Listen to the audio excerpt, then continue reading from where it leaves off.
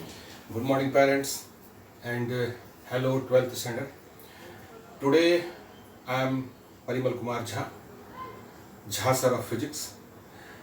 आज मैं जो क्लास लेकर आया हूँ, जो मैं वीडियो शूट अभी करने जा रहा हूँ, इसमें मुख्य रूप से इलेक्ट्रिक फील्ड से रिलेटेड अगर किसी लड़के का कंसेप्ट क्लियर नहीं हुआ है, यानी कि कंसेप्ट बिल्डअप क्लास है। सबसे पहले कोई भी वीडियो शूट करने से पहले एक माइंड में सेटअप तैयार करना होता है कि मैं जो एक क्लास शूट करने जा रहा हूँ, इसमें किन बच्चों के प्रॉब्लम्स को मैं सॉर्ट आउट करने जा रहा हूँ। तो ये क्लास सिर्फ उन बच्चों के लिए है जिन्होंने इलेक्ट्रिक फील्ड तो पढ़ा है लेकिन उसका कंसेप्ट क्लियर नहीं हो पा रहा है। इसीलिए let us start a concept buildup class for 12th standard for electric field. तो हेडिंग हम लिख देते हैं यहाँ पे electric field. Electric field, electric field.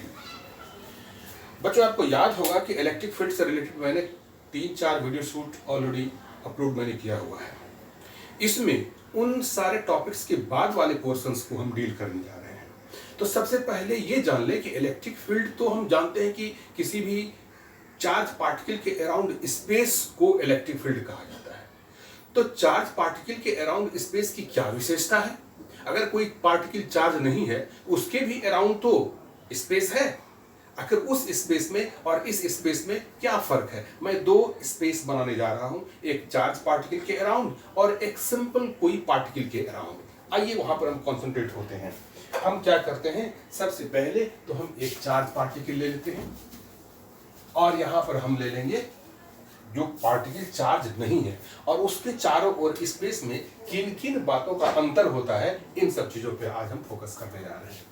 एक ये चार्ज पार्टिकल है, इस पे क्यू चार्ज है, इसके अराउंड एक स्पेस है, इसमें स्पेस है। ये मैंने डॉटेड लाइन से इस स्पेस को दिखाया है, एक डॉटेड लाइन से मैंने इस स्पेस को दिखाया है। और एक पार्टिकल है जिस पे 0 चार्ज है और इसके भी अराउंड मैंने एक स्पेस को दिखलाया है,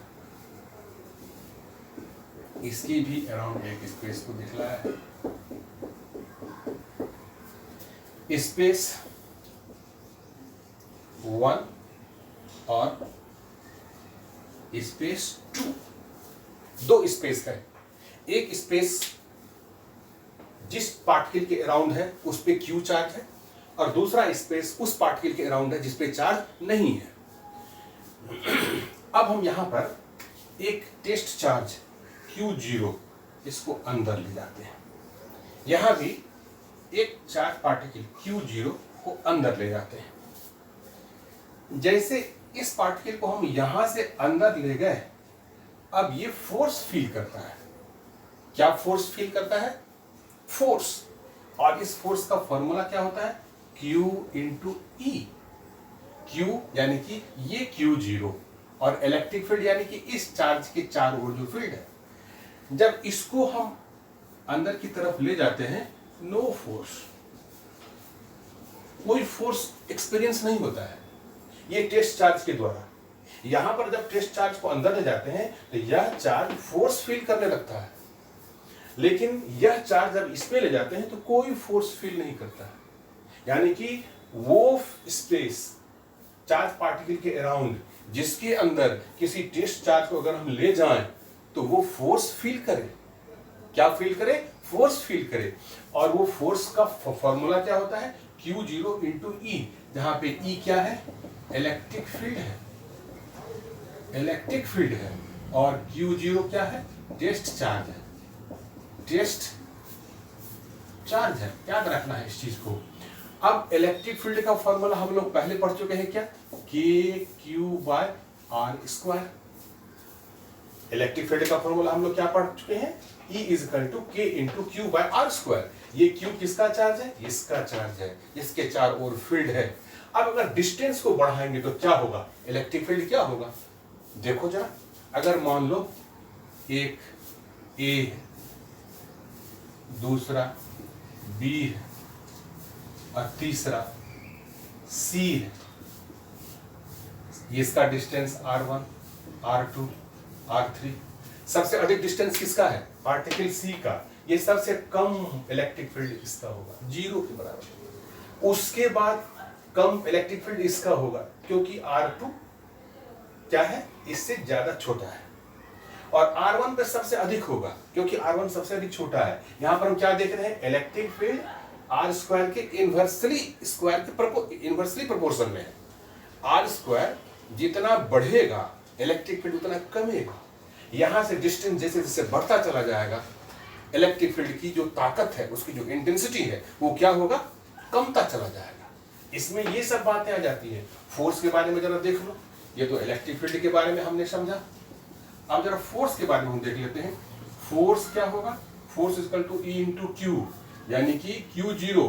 E अगर ज्यादा होगा तो फोर्स भी ज्यादा होगा। इलेक्ट्रिक फील्ड यहां पे ज्यादा होगा, उससे कम यहां पे होगा, और सबसे कम यहां पे होगा। तो फोर्स यहां पे सबसे अधिक होगा। सबसे अधिक फोर्स यहां पे होगा, ए पे। ये चीज तुम्हारे दिमाग में बिल्कुल क्लियर बैठ जाना चाहिए। इलेक्ट्रिक फील्ड के भी चारों ओर एक पॉइंट चार्ज पार्टिकल के भी चारों ओर स्पेस होता है, और बिना चार्ज के पार्टिकल के चारों ओर भी स्पेस होता है। दोनों स्पेस में ये फर्क होता है। इसीलिए इलेक्ट्रिक फील्ड के अंतर्गत इतनी बातों का ख्याल हमको रखना पड़ता है। इसके बाद हम एक नया टॉपिक शुरू करने जा रहे हैं। उस टॉपिक को पहले हम समझ लेते हैं, वो क्या है।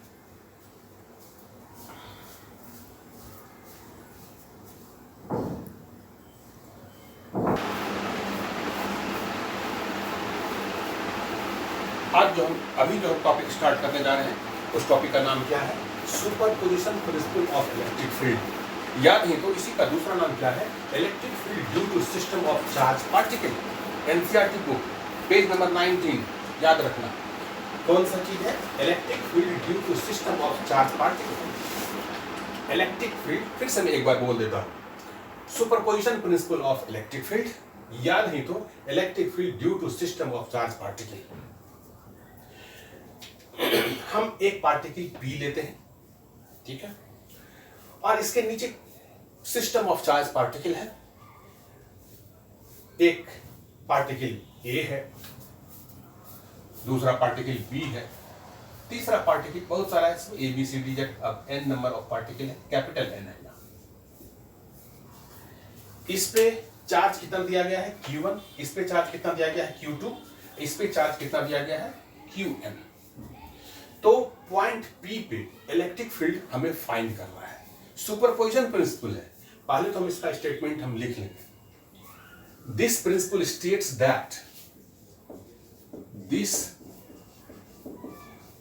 principle states that the total electric field at any point is the algebraic sum of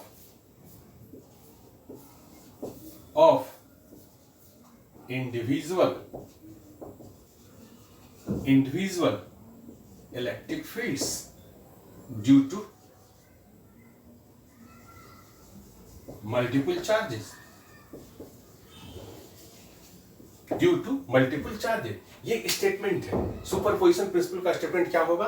this principle states that the total electric field at any point is the algebraic sum of individual electric field due to multiple charges. Multiple charges मतलब ये सब। मान लिया कि एक point P है जिस पर हमें इलेक्ट्रिक फील्ड का टोटल का इलेक्ट्रिक फील्ड में फाइंड करना है। किसके कारण? ड्यू टू मल्टीपल चार्ज, यानी A B dot dot dot dot dot n तक। हमने मान लिया कि A पे चार्ज Q1 है, B पे चार्ज Q2 है, और n नंबर ऑफ पार्टिकल पे चार्ज Qn है।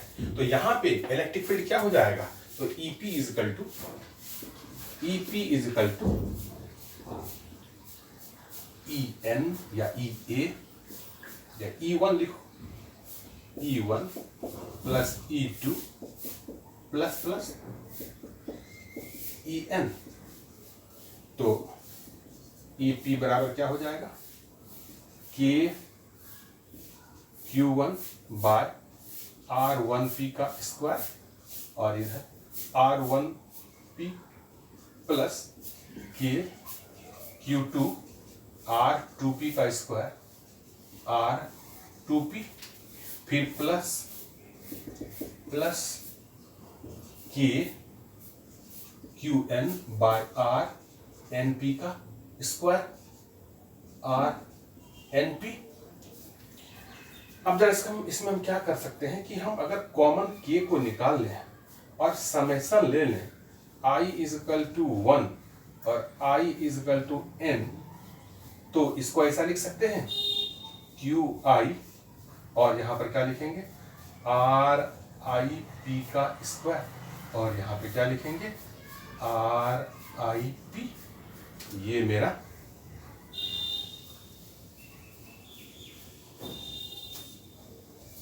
फॉर्मूला आ गया। क्या क्या मैंने यहाँ पे इसका वैल्यू रख दिया। इलेक्ट्रिक फील्ड का फॉर्मूला क्या होता है, K into Q by R square. तो उसी पे हमने यहाँ पे चार्ज कितना है, Q1 है, तो Q1 के नीचे हमने क्या दिया, इसका डिस्टेंस कितना है R1P, तो यहाँ पे हमको क्या देना होगा R1P का स्क्वायर हो गया। और फिर डायरेक्शन के लिए R1 से P की तरफ, इसलिए दिया गया।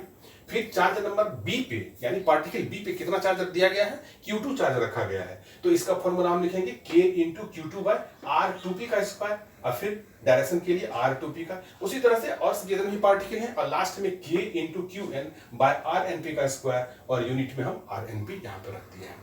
और फाइनली जब हम समेशन लेंगे तो I को लेंगे कहाँ से कहाँ तक, 1 से n तक, 1 2 3 4 n, तो 1 से n तक।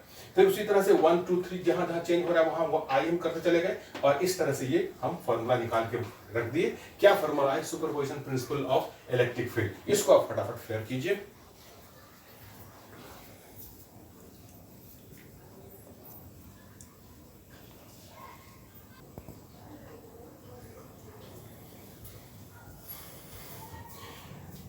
डियर स्टूडेंट्स, एक बात आपको याद रखना है, ये याद रखना है कि इलेक्ट्रिक फील्ड वेक्टर फील्ड है, जबकि फोर्स केवल वेक्टर है।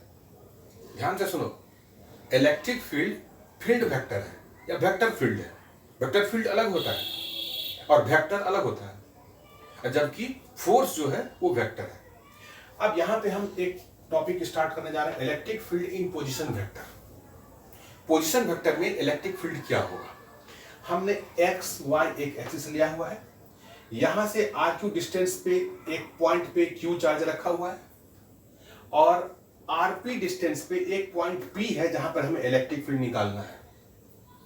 बात समझ भाई, एक बार फिर से रिपीट करता हूं।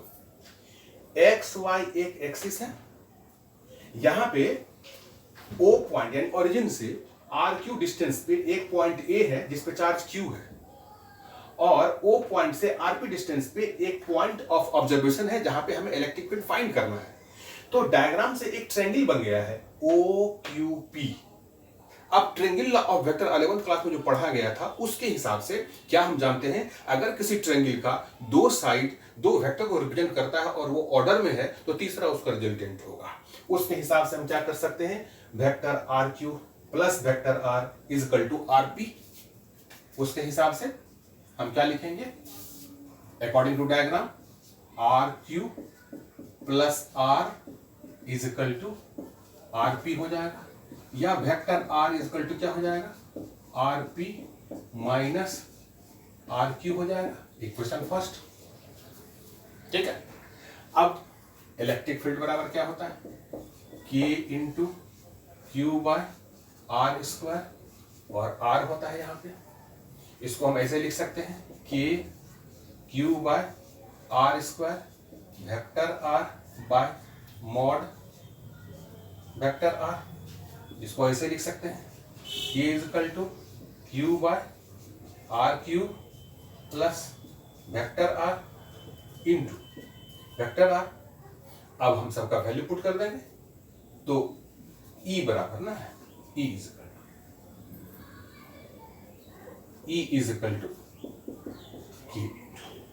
अब E बराबर क्या हो जाएगा, K, Q तो जो का त्यों हम रख ही दिए, आर का वैल्यू क्या निकाला, R P minus R Q का होल क्यूब, और यहां R P minus R Q. ये हो गया पोजीशन वेक्टर का, ये क्या हो गया, पोजीशन वेक्टर का। इसे फटाफट फिल कीजिए।